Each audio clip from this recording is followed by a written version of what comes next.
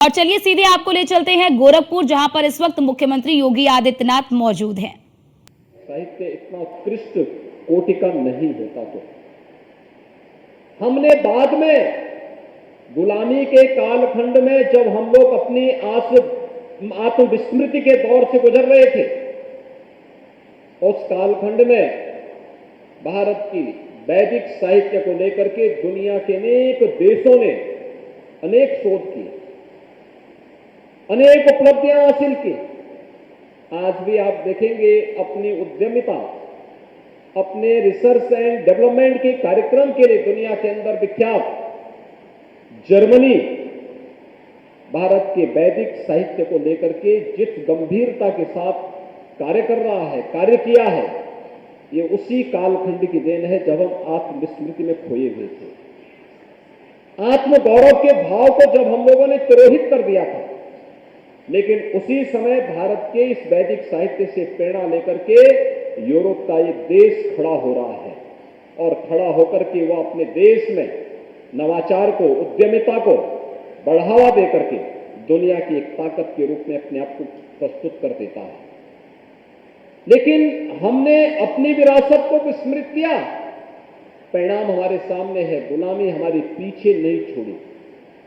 एक लंबे समय तक देश गुलाम बना रहा और मैंने उस समय भी इसीलिए गीता प्रेस ट्रस्ट बोर्ड को कहा था, मैंने कहा हमें इन कार्यक्रमों को एक लंबी परंपरा के साथ जोड़ करके आगे बढ़ाना चाहिए। और मुझे प्रसन्नता है कि इस अवसर पर उद्घाटन कार्यक्रम में भारत के माननीय तत्कालीन राष्ट्रपति श्री रामनाथ कोविंद जी और समारोह पर भारत के यशस्वी प्रधानमंत्री श्री नरेंद्र मोदी जी का आगमन इस कार्यक्रम में हुआ और सबके मुंह से जो एक शब्द निकल रहा था, ये सच है, गीता प्रेस की स्थापना सदैव सेठ जी ने, जय दयाल गोयनका जी ने किया था। लेकिन गीता प्रेस को गीता प्रेस बनाने के लिए जो साहित्य साधना की थी वह सरदेव भाई जी ने की थी और भाई जी के प्रति श्रद्धा का वह भाव उन दोनों महापुरुषों के मुंह से निरंतर निकलता रहा। और यही कारण था कि गत वर्ष का भारत सरकार की ओर से दिया जाने वाला गांधी शांति पुरस्कार गीता प्रेस को मिला था, गीता प्रेस की साहित्य साधना के लिए, और जिसमें सरदेव भाई जी का सबसे बड़ा योगदान है। बहनों और भाइयों, याद रखना, एक महापुरुष ने कहा था कि अगर कोई व्यक्ति महान है तो उसकी महानता का एहसास तब होना चाहिए जब 50 और 100 वर्ष के बाद लोग उसको उसी श्रद्धा भाव के साथ याद करें। जीते जी सब याद करेंगे, सब लोग स्मरण करेंगे, सब लोगों के अपने अपने भाव होते हैं, अपने अपने स्वार्थ होते हैं, अपने अपने तरीके होते हैं।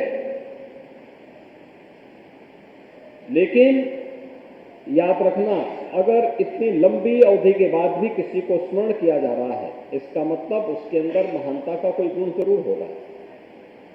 जैसे आज हम मर्यादा पुरुषोत्तम प्रभु श्री राम का स्मरण करते हैं, लीलाधारी भगवान श्री कृष्ण का स्मरण करते हैं,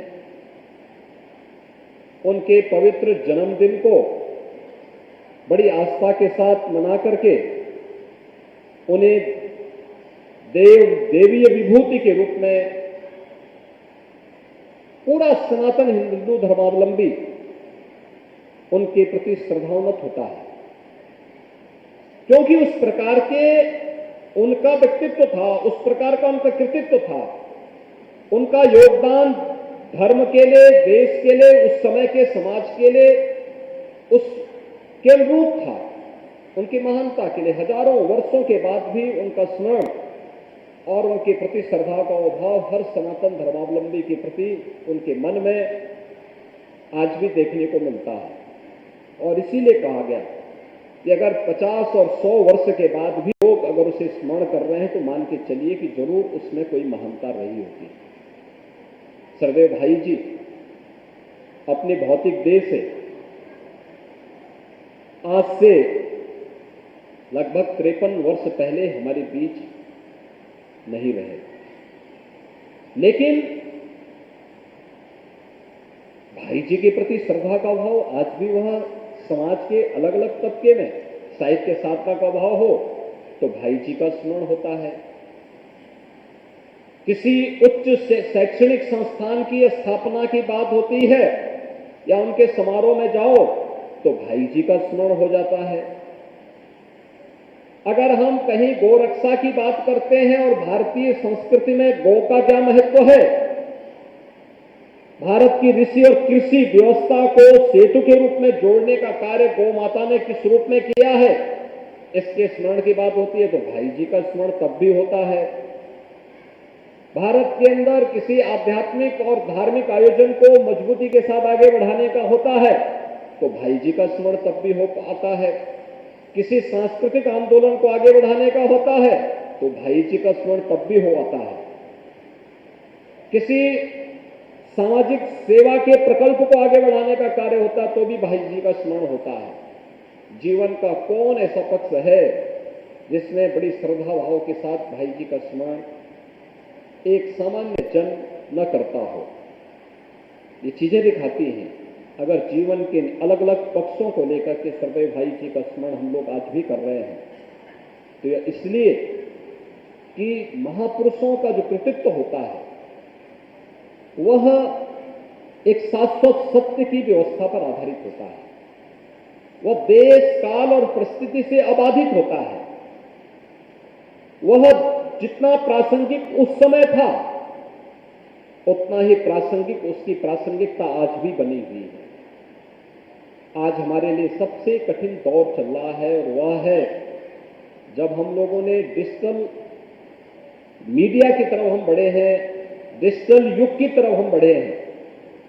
तो इसमें हमारी स्थिति क्या है? हर हाथ में स्मार्टफोन आ गया है, हर हाथ में टैबलेट आ गया है, हर घर में टेलीविजन आ गया है। सर्वे भाई जी के समय में ये नहीं था, लेकिन इससे सामाजिक मूल्यों का अवमूल्यन भी हुआ है। साहित्य साधना कहीं न कहीं कमजोर पड़ती हुई दिखाई दे रही है। राष्ट्रीय आंदोलन के स्वर सामाजिक मूल्यों को लेकर के, सांस्कृतिक मूल्यों को लेकर के, राष्ट्रीय मूल्यों को लेकर के जिस मजबूती के साथ आगे बढ़ने चाहिए वे स्वर मंदिर दिखाई देते हैं। लोक कल्याण का भाव सरकार में तो है लेकिन समाज में क्यों कमजोर पड़ रहा है, इसके बारे में चिंतन का विषय हमारा होना चाहिए। साहित्य साधना के पक्ष को अगर हम देखेंगे तो ये कभी नहीं हो सकता है कि अगर कोई व्यक्ति अपने घर में सुख चैन का जीवन व्यतीत कर रहा हो, ऐशो आराम का जीवन व्यतीत कर रहा हो और उसकी बगल में अगर कोई भूखों मर रहा है, स्वास्थ्य सुविधा के अभाव में मर रहा है तो उसकी कराह पड़ोस में जरूर लगेगी। याद रखना, हमारी उस समय का हमारा सबसे बड़ा धर्म बनता है कि हम सबसे पहले उसकी सेवा करें जो मेरे बगल में है। ये चिंतन हमारा कहां पुरोहित हो रहा है, इस पर विचार किए जाने की आवश्यकता है और इस कार्य को इतना चुपचाप करने की आवश्यकता है जितना चुपचाप सर्वे भाई जी ने कहा था कि आप सेवा के कार्यक्रम तो चलाएं लेकिन बगल वाले को भी पता न लगे। दान एक हाथ से दें तो दूसरे को भी पता न लगे कि आप दान दे रहे हैं। इतना चुपचाप तरीके से आप उस गरीब के साथ अगर खड़े होते हैं तो आज जो एक संकल्पना हमारी बन रही है, प्रधानमंत्री मोदी जी ने देशवासियों के सामने एक नया लक्ष्य रखा है। भारत दुनिया के सबसे बड़ी आबादी में से एक देश है। उन स्थितियों में बड़ा लक्ष्य भी देशवासियों के सामने होना चाहिए कि 2047 में भारत को दुनिया की विकसित देश की श्रेणी में खड़ा करना है। भारत के पास उस प्रकार की संभावना है, उस प्रकार का परिस्थितियां भारत के सामने हैं। आज की दुनिया की स्थिति को अगर आप देखेंगे तो दुनिया की स्थिति आज इस बात को बताती है कि इसमें आज एक पक्षीय ध्रुव दुनिया के अंदर नहीं हो सकता। कोई एक देश कहे कि मेरी मोनोपोली चलेगी, जो मैं कहूंगा वही होगा, वह अब संभव नहीं हो सकता है। और दुनिया के अंदर आज के दिन पर यह भी सत्य है, भारत के कारण कोई भी ध्रुव तब तक मजबूत नहीं हो सकता जब तक कि भारत का स्वर उसके साथ खड़ा नहीं होता है। भारत जब तक उसके साथ खड़ा नहीं होता है। एक नया भारत आज जिस मजबूती के साथ आगे बढ़ा है, उन स्थितियों में हम भारतवासियों का तो कोई दायित्व बनता है। हमारे कुछ राष्ट्रीय दायित्व होंगे, हमारे कुछ साहित्यिक, हमारे कुछ सामाजिक दायित्व भी होंगे, हमारे अपनी विरासत के प्रति भी कुछ दायित्व होंगे और अपने अपने कर्म क्षेत्र के लिए भी हमारे कुछ दायित्व होंगे। अगर इन सभी दायित्वों का ईमानदारी पूर्वक हम निर्वहन करके आगे बढ़ते हैं तो कोई कारण नहीं कि इससे प्राप्त होने वाली सिद्धि की सबसे ज्यादा संतुष्टि अगर किसी एक महापुरुषों में होगी तो वह सरदेव भाई जी जैसे महापुरुषों को होगी, जिन्होंने अपना पूरा जीवन इस क्षेत्र के लिए समर्पित किया था। उन्हें भी लगेगा कि हाँ, इस पक्ष को छोड़ करके धार्मिक क्षेत्र का है या आध्यात्मिक क्षेत्र का है, ये सामाजिक क्षेत्र का है, ये राष्ट्रीय क्षेत्र का है, इस व्यक्ति के द्वारा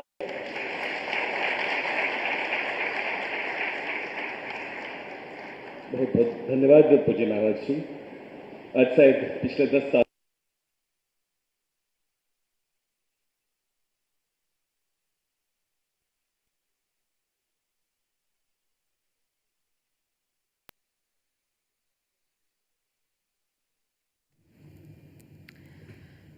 तो लगातार तस्वीरें भी आपको दिखा रखे और उसी के साथ मुख्यमंत्री योगी आदित्यनाथ को सुन रहे थे आप। जयंती महोत्सव कार्यक्रम में मुख्यमंत्री योगी आदित्यनाथ ने किस तरह से तमाम बातों का जिक्र किया है और उसी के साथ गीता प्रेस के लिए कैसे संघर्ष किया गया उसको लेकर कहते हुए नजर आए मुख्यमंत्री योगी आदित्यनाथ। देखिए तस्वीरें भी आपको लगातार दिखा रहे हैं।